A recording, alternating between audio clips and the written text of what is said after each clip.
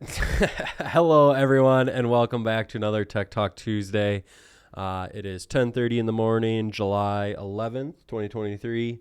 My name's Alex. As you guys know, I'm the head of our product specialist here at Bolt Central. And again, this week, I'm joined by CEO Chris Harris. Chris, how are we doing? Pretty good, thank you. Thanks for having me again. Yeah, not a problem at all. We got some stuff to go over today, a few items to talk about. We'll address this right off the bat here. We are in a temporary studio location this week. We are working on getting the new studio space set up and ready to go, so we're temporarily in here for this week. But that kind of answers why we have this beautiful artwork behind us today, so we'll get moving. Some of the things we want to just touch on right away when we get started today is going to be our YouTube subs. Keep those coming, guys. Once we get up to 2,000 subs, we're going to give away a set of dies to 2 lucky subscribers. So that's been steadily climbing each week. We want to make sure to get that up for us. And then the other thing we wanted to touch on here is Pest Fest 23. We got some more submissions this week. We really appreciate you guys coming through and supporting the Instagram and Facebook page. This week we did choose one winner from Facebook and one winner from Instagram. So we'd like to announce the $100 winner as James Suppler. Looks like those guys went out and put a hurting on some prairie dogs, so they're going to win our $100 gift card this week. And then Best Pest we're going to give to Tyrell Lynn. He tagged us in a pretty cool video doing some night vision hunting for some coyotes, and he put a hurting on a coyote out there. So we're going to give him Best Pest of the week. Just a reminder for you guys that you can tag us and post with hashtag PestFest23 and then tag Bullet Central on your post. We give away $100 every week to one lucky post that is sent in, and then we give away $50 to the best pest. Wow, that's a tongue twister. So that whether that's the coolest photo or the most interesting animal, anything like that, make sure to be tagging us in those posts. But without further ado, today's topic that we want to go over is dies. Now, here at Bolt Central, we make one of the best dies on the market, the Micron Precision. And I thought who better to have in to talk about the dies than CEO of Bolt Central, Chris Harris. So Chris, we kind of want to break down. I got 3 different kinds of dies here, a couple sizers and a cedar. And just curious, you want to kind of break into those, whichever one you're thinking you want to start with first. Sure. Or we can take it in chronological order. I think I've told you guys before that I do my thing is bench race shooting, short range bench race, and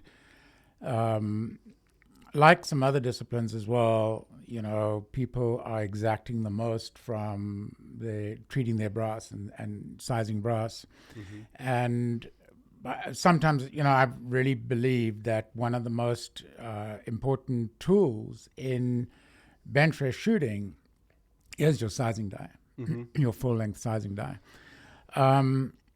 And the reason being is that, well, you want to have very straight brass, obviously. Concentricity is important, but also what is important is how you size that brass. So, you know, you're not overstressing it because you want to get the maximum performance out of that brass. So through the years, what I did was I made my own dies, but I used other people's blanks. And honestly, I could never find a straight blank. And it just amazed me at how poor the blanks were. And so I had to use like fancy little tricks and techniques to try and get the die as straight as possible. And when I say straight, what you want to be doing is there's really 2 sides to this die. This is a sizing die I've got here. You got your chamber side, which is like doing the sizing. Yep. And then on this end over here, this is a bushing die.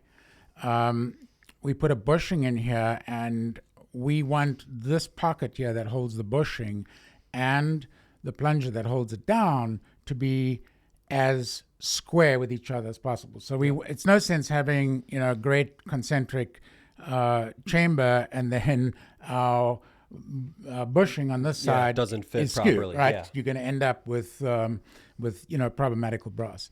So I used to, as I say, I used to come up with little, tricks to try and get the the die as straight as possible. And in the end, I just got tired of it, and I said, "That's it. Let's just make our own, die." Yep. And I spent a lot of time on, doing all the programming for the variety of calibers we're going to use. But most importantly, we got some really sophisticated CNC equipment in, Yep. 6-axis CNC equipment, and we literally got the handover from main to sub spindle down to no perceptible run out whatsoever. Yeah. Yep. And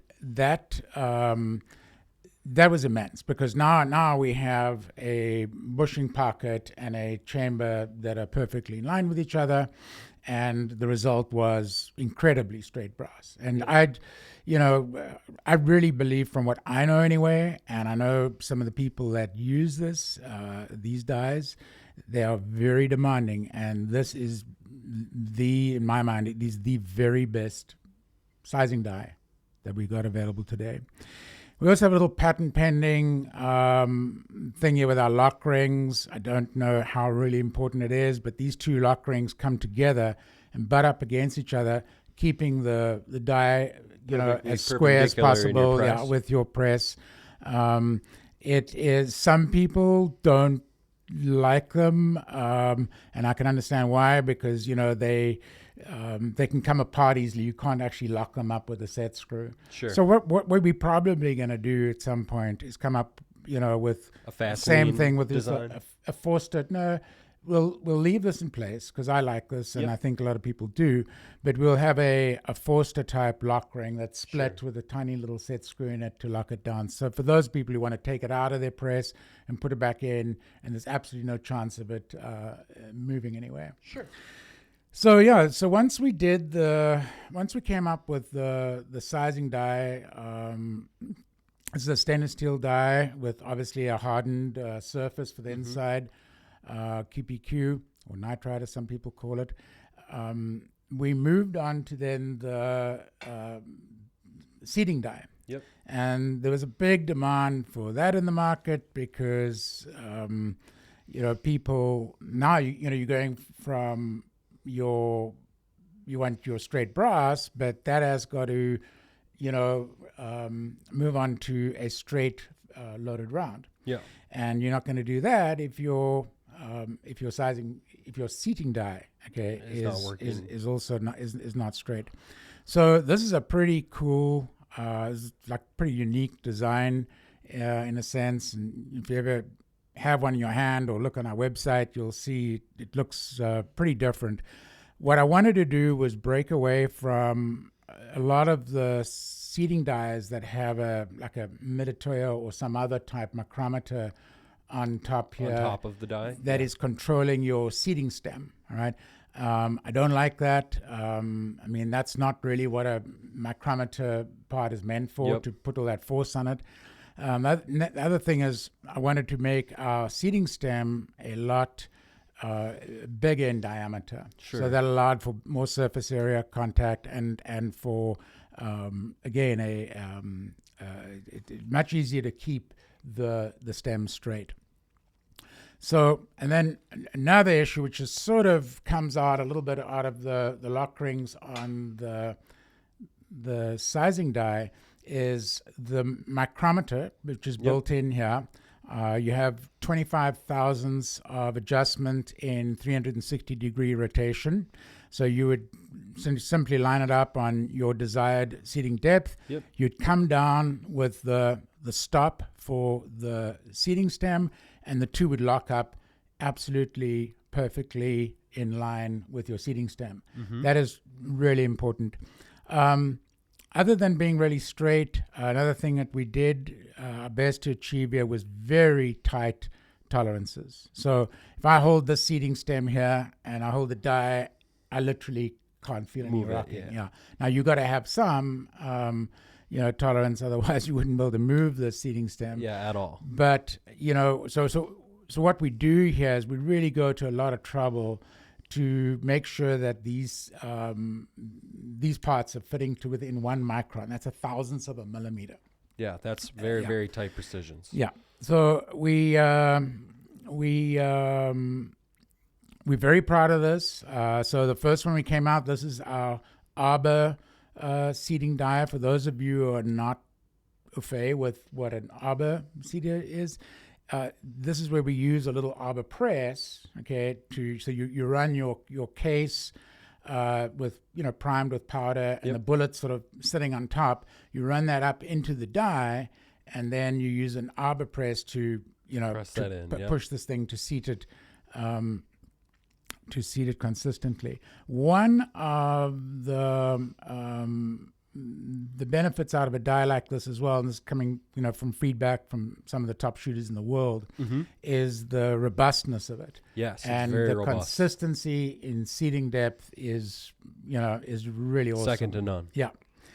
So once we got that done, obviously there was a call because a lot of people do their seating. I do too, on a threaded press. And so this is similar concept, although the seating stem is now enclosed in this cap. Yep. All right. And this system here is really used just to set the depth of your seating. Yeah.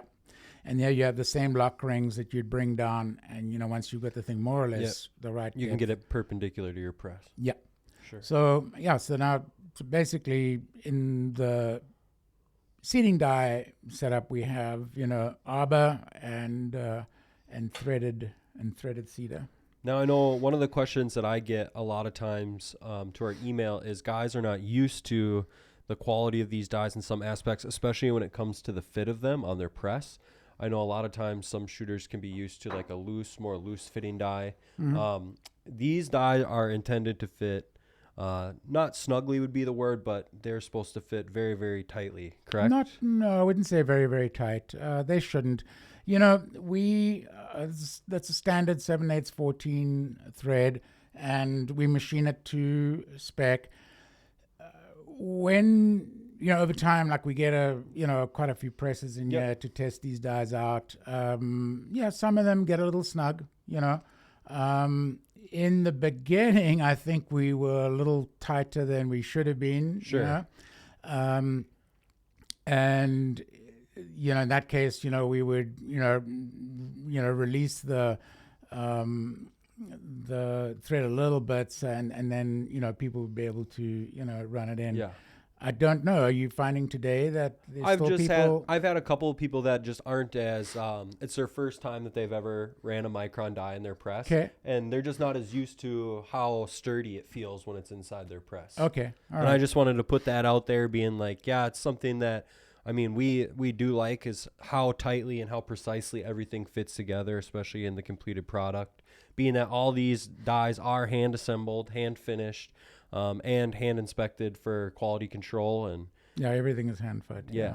So made in Fargo. Yeah, they shouldn't be worried about that, but obviously it is important. Let's say you got a press that maybe the thread is a little out of spec or older, tighter, been ran through a couple times. No, well, new and maybe tighter. Okay, then what we would want, we certainly want that die to be able to get into the press. And if you can't, let us know. And we'll do what we can to help you out. Work you out, get that figured out for you. So another thing I wanted to ask about these dies is I know that we have custom sized bodies for each caliber. Do you care to touch on that a little bit? How important that was to make sure that we were covering all the bases when it came to every shooter's needs? Right. Well, we bore out all the chambers prior to reaming, and we do this both on seater and sizing. Okay. We use JGS dies, I think almost exclusively, actually. Reamers. So our process there is to get the pocket for the chamber as perfectly concentric with the spindle using a boring process, and that makes for true alignment when we run our our reamer in. I don't know how many calibers we do today, but I know It's quite grown, a few, yeah. Yeah, it's grown a lot. And more on the way, I believe. Good. Yeah. And I mean, those machines are just busy all day long doing dies. So, and I know we still can't produce enough of them, but that's a good sign. It shows that people like the product, and it's been out for quite a few years now. So it stood the test of time. With the top shooters in the world. And I'm very proud of it. Yeah, it's definitely a top product for us and something that we're super proud of for manufacturing here in Fargo, North Dakota. Now, along with the dies, I know we're going to be running a promotion this weekend that you could possibly pick up one of these dies. Do you know? We get a lot of questions about I want to say the 7PRC die. That's very popular caliber. Yeah. Do you know what are the plans as far as getting that one produced here in the near future? Are we working on that currently? I cannot answer that question, but I have got a feeling that is being attended to, and I just can't give a I maybe we can get it down in the comments after this or something. Yeah, we'll get it added in there, and I believe it's very popular. I talked to Luke this morning, and I believe that we are going to start running those at some point here in the near future. So I just wanted to touch. I know that's a really popular one that we get asked about a lot. So just kind of wanted to touch base on that. Is there any other information that you want the folks at home to know about the dies? No, I think, you touched on this, and that is every single die is hand fit, after machining. We've got special surface treatment machines to, let the die come out and, you guys receive it, in a pretty format. The best thing is, try it out, either Sizer or Cedar, and I think see for yourself. It really is. The products itself will they're good dies. Speak for themselves. Yeah. Another thing I want to mention too for the guys at home and ladies, if you are after a certain size bushing too and you're finding that it is out of stock, reach out to us and let us know, and we will make note of that so that we can try and get some of those bushings restocked. I know there's a couple of them that are out of stock currently, and we are working on doing a run of those. You just mentioned something very important that I should bring up. Okay, so with our sizing die, as I mentioned earlier, this is a bushing die, so we put a bushing in, a half-inch bushing in the top pocket here, and those are made to a certain size specification depending on how much neck tension you're looking for in your resized brass. Well, and I've known this, again, for years in the bench rest world. You could take 5 bushings, and they're not cheap, these things, right? Yeah. And honestly, out of the 5, if I got one that was acceptable, to what I was looking for in bench rest, that was good. And then you held on to that thing, Yep. So we realized it was no sense us making the straightest die in the world, sizing die, if the bushings weren't straight, and put a skew bushing into the darn thing, And so we had to sort of explain this to customers, tried a couple of different bushings and, call back, say, oh, yeah, problem sorted. Well, we said, okay, we're done with this. We're going to make our own bushings. Yep. And I don't know, what do we charge for a Micron bushing? Do you know? This is complete off the top of my head. I want to say it's like between $30 and $45, but don't quote me on that. Okay, so it's certainly going to be more than a standard bushing, available with competition. But the beauty of that is that you are getting a straight bushing, okay? Yeah. And so the combination of the Micron die, Micron sizing die, and our Micron bushing is basically then, you can be assured that you're going to get the straight brass. So that was very important. I'm glad you mentioned that, because you could end up, even though you got this nice little die, you got a bad bushing, you could have, an imperfect product. You're not going to put 87 in a Ferrari, is what you're saying. Yeah. You want to put a Micron bushing, you need Well, 91 in the I'm Ferrari. not a Ferrari guy. Oh, yeah. So, yeah, I forgot. yeah, Porsche. Yeah. All right. I'd put 87 in a Ferrari, you know. All right, Chris. Well, I appreciate you coming in and giving us a little insight on the dies here. Thank you for having me. Yeah, like I said, this weekend we are going to run a little promotion. So subscribe to our newsletter if you guys aren't already, and you'll get more information on that.